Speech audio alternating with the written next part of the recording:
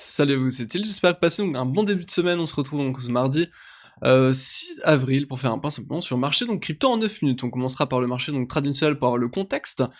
Ensuite on ira checker comme d'habitude le Bitcoin en hebdomadaire, en daily, en H4, les fundings ainsi que du coup la dominance du Bitcoin. Ensuite on ira voir donc deux coins, donc nos poulains, l'audio et le sound pour faire un update sur ces coins parce que c'est intéressant. Et Front, donc qui a été demandé simplement en commentaire sous la vidéo précédente. Je rappelle simplement en début de vidéo, s'il y avait certains soucis au niveau des éléments de langage qui seront utilisés au cours de cette vidéo, n'hésitez pas à checker directement le lexique de trading qui sera disponible dans la description, ainsi que sur le Discord, dans notre channel documentation, vous trouverez d'autres ressources qui vous intéresseront, je pense. Alors, donc le marché américain, c'est toujours sur des sommets, un gap haussier, toujours sur des sommets, aucun problème là-dessus. On a une borne de volatilité à 4160, on pourrait y aller sans souci. On va aller chercher cette borne de volatilité, donc 50 périodes. Au niveau de la Bollinger supérieure, donc il y a un peu de place, et voilà, toujours des ATH. Hein. On est sur ATH sur ATH, avec du coup aussi un marché au niveau de Hong Kong hein, qui se reprend. Donc on a cette petite structure en sorte d'épaule tête épaule, ceci dit l'épaule ici était quand même pas très belle, parce qu'elle était quand même 2 fois moins supérieure que la taille de la tête, donc pas très bon pour une structure en épaule tête épaule, d'un point de vue théorique en tout cas. On a cassé, effectivement, on a dit qu'on allait Vegas en tant que support, et il a réagi. Donc c'est pour ça que c'était pas non plus la meilleure. Hein. Tandis qu'on préfère ça en bas de Vegas pour vraiment cassure des deux niveaux d'un coup. Là, pour le coup, on avait toute une zone de support. Effectivement, on a réagi dedans au contact de la Bollinger inférieure. Alors, au niveau du coût du dollar, on a toujours petite target hein, ici au niveau du point pivot annuel, on verra si on y va, aux alentours des 94, et sur le gold, on a beau ravalement semaine dernière, très beau ravalement d'ailleurs sur les bottoms, hein.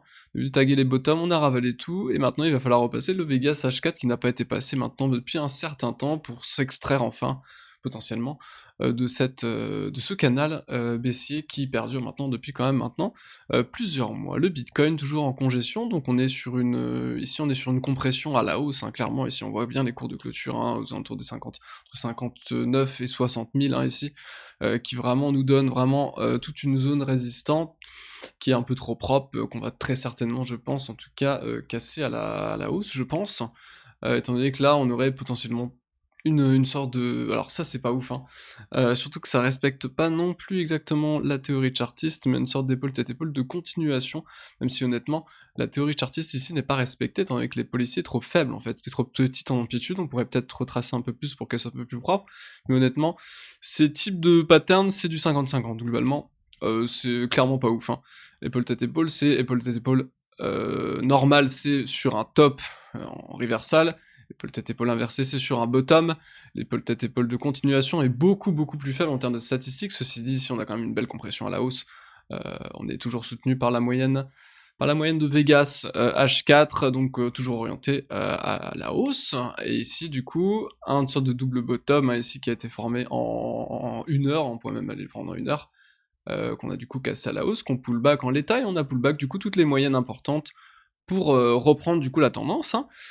Du coup le Vegas H1, le Vegas M15, le VWAP hebdomadaire, le VWAP mensuel, ainsi que du coup le Vegas, qui sont du coup en tant que support maintenant, donc on a plusieurs choses hein, ici qui pourraient nous dire qu'on pourrait effectivement repartir, la cassure du coup finalement du dernier niveau Fibonacci, hein, des 78,6 donnerait du coup le top départ pour aller rattraper des sommets. Je pense qu'il y a plus de probabilité qu'on s'extrait à la hausse de toute cette zone, parce que de base, la tendance de base de fond est haussière, en plus on a une belle compression à la hausse, on a tenu Vegas ici, donc je pense effectivement que là il y a du stop à aller chercher, que ce soit 60 000 ou que ce soit au-dessus de 62 000, je pense qu'il y a du stop à aller chercher, d'autant plus que les fundings sont pas non plus, on n'est pas non plus sur un record de funding qui est absolument incroyable, on avait beaucoup plus de funding ici, en janvier ou début février, que maintenant, alors que le cours finalement est plus haut, donc il y a une divergence en termes de volume, enfin en termes de prix et de funding, qui nous indique qu'effectivement on est potentiellement pas forcément sur un top, il y a souvent du FOMO sur les tops, et là pour le coup c'est pas le cas, en tout cas, hein, par rapport à ce qu'on a pu avoir en termes de FOMO, début janvier, et en février. Alors, la Bitcoin dominance, très intéressant, on avait du coup toute cette zone, on avait dit que la structure théorique allait normalement céder par le bas, étant donné qu'on avait une sorte de triangle descendant avec les mèches, hein, si on prend les mèches en compte, et qu'on avait du coup un range dans le sens de la tendance baissière qui du coup était plus susceptible de casser à la baisse qu'à la hausse. Donc ça a été le cas. Effectivement ici on a cassé à la baisse hein, ce range, et là du coup on emporte le dernier niveau. Des 57 à 58, on a en... Voilà, on va aller checker les mèches quand même, donc la mèche ici est à 57, donc maintenant, ce qui va être très important, déjà, c'est la clôture hebdomadaire, effectivement, et ensuite, ce qui sera encore plus important, forcément, ce sera la clôture mensuelle, étant donné qu'on est on est potentiellement sur un double top de continuation, étant donné que la tendance est baissière, double top de continuation ici, qui du coup, voilà, si les 58 cèdent en cours de clôture mensuelle, voire 57, entre 57 et 58, si on cède, hein, à la fin du mois, du coup, si on clôture sous ces niveaux, ce sera effectivement très intéressant, étant donné que là, voilà, on aura validé une sorte de...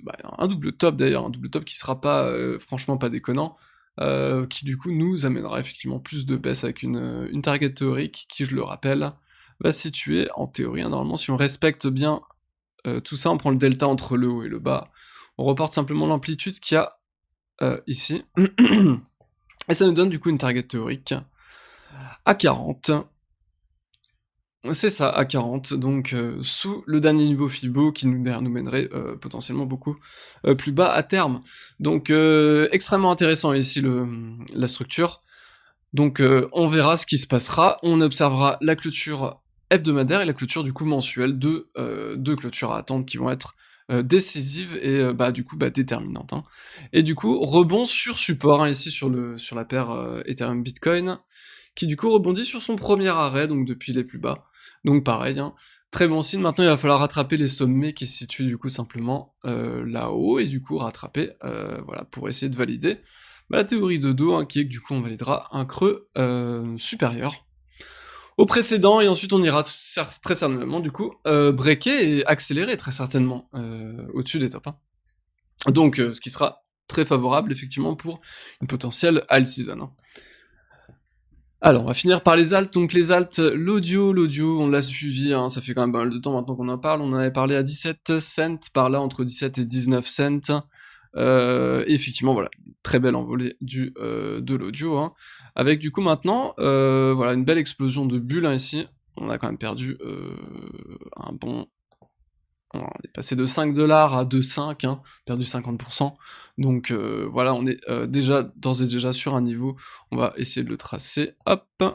On est sur un niveau du coup de Vegas, hein, Vegas qui commence à prendre, avec un niveau du coup Fibo, j'avais dit qu'effectivement le 2,50 ce sera un niveau de renfort. Personnellement, moi j'avais mes ordres sur le premier arrêt, donc le 0,38, sur les 2,50 et sur les deux avec le niveau des 0,61,8, on ira peut-être pas, c'est pas grave, au moins j'aurais été fil, sur deux niveaux pour prendre des renforts simplement sur les take profit que j'avais pris. J'ai fait un upload du trade, entre guillemets, sur le Discord, du coup à 4,20, take profit qui a été pris à 4,20, qui est réinvesti à partir de 3,10, 2,50 et 2. Et 2$. Hein. Si je peux avoir ce niveau, ce serait juste parfait. Personnellement, du coup, pour du suivi de tendance sur l'audio, et on ira, du coup, moi j'irai commencer à larguer beaucoup plus hein, quand il rentrera dans le top 100. Par contre, il va falloir rattraper les sommets pour ce faire. Le centre, pareil, même chose. On a quand même une petite divergence, mais ceci dit, contrée, hein, divergence baissière, mais qui est en train d'être contrée par potentiellement une divergence haussière cachée. Au sein du coup du Vegas, on a ici un point pivot mensuel et un Vegas. Personnellement, c'est un renfort sur le sand, hein, étant donné que là, pour du suivi de tendance, ça me paraît être extrêmement du coup intéressant. Pour le sand, on va aller tracer un Fibo, le niveau qui n'a pas encore été frappé, mais personnellement, point pivot plus Vegas, je prends. Et on finit par Front, qui a été demandé en commentaire, donc quand même, une très belle bulle, qui a été du coup explosée. On est quand même revenu chercher la reload zone, donc une zone de rechargement extrêmement intéressante pour des achats de moyen terme, hein, moyen long terme, même si long terme sur la crypto c'est compliqué.